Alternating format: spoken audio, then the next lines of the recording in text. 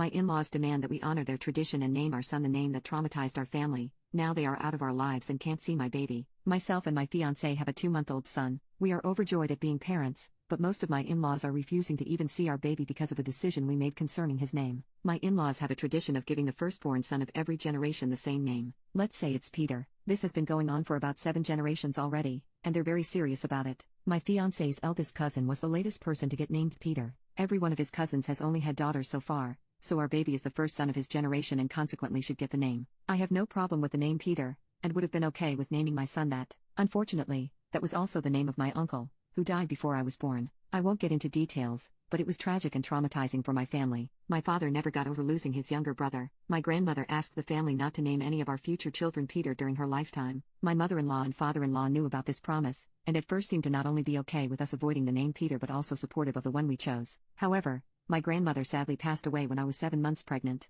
We traveled for her funeral. On our last days there, my in-laws called to offer me their condolences. Then my mother-in-law asked me if I was willing to think about the name Peter now. Suddenly, they were insistent that the name we chose was awful and we had to honor their tradition. According to them, they had only agreed to make an exception for us for my grandmother's sake and had no obligation to keep it now that she had passed. My family agrees that while it's true we don't have to avoid the name anymore, it still doesn't feel right to use it. My fiancé agrees with me as well, but his parents spent the last weeks of my pregnancy trying to convince us to change our minds about the name. When our baby was born and we named him what we wanted, my in-laws were furious that we had broken a 7-generation-old family tradition. Some of them hadn't previously wanted to name their sons Peter, but did it anyway for the family's sake. They said our decision was selfish, and that my family should have moved on by now. This has truly nothing to do with whether my family has moved on or not. It just felt like a betrayal to my grandmother and uncle's memories to even consider using the name. My father-in-law offered us $1,000 to change our son's name to Peter after he was born. That was 2 months ago, and neither of my fiancé's parents had met the baby or seen us since I was pregnant.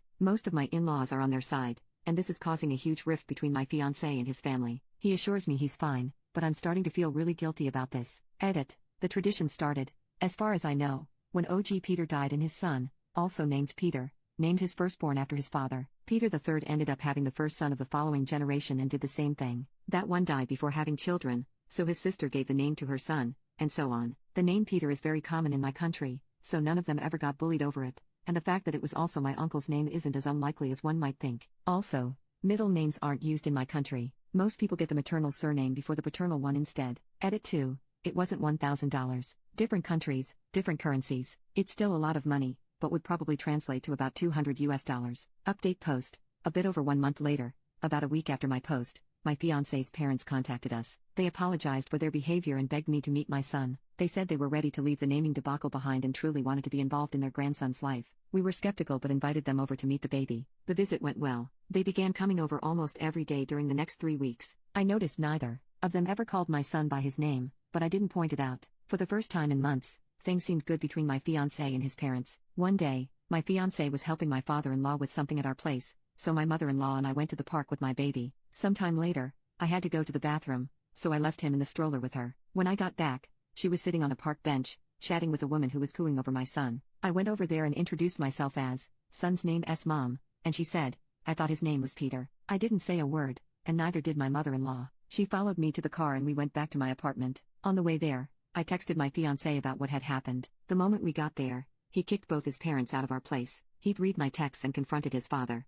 Thankfully, my father-in-law is a terrible liar and confessed immediately. Apparently, both my in-laws only call my son Peter. That includes whenever they're talking about him, every time they introduce him to someone else, and even baby talking to him on the few occasions they were left alone with him. Neither of them is embarrassed by this, and they both think they're in the right. We're heartbroken, especially my fiancé, not only because his parents can't let go of their pride, but also because the name we chose for our son means a lot to us both. I blame myself for encouraging my fiancé to allow them near our son. I was raised in a different city than all my grandparents, and always wished they could have been more involved in my life. Losing my grandmother didn't help. Pretty much every doubt I had only existed because I thought it would be important for my son to grow up with all of his grandparents around. But now, all my guilt is gone. If they can't respect my son enough to call him by his name, they don't deserve to be in his life. I hope they enjoyed the 3 weeks they had with their grandson, because that's all they're getting, until they get their heads out of their asses.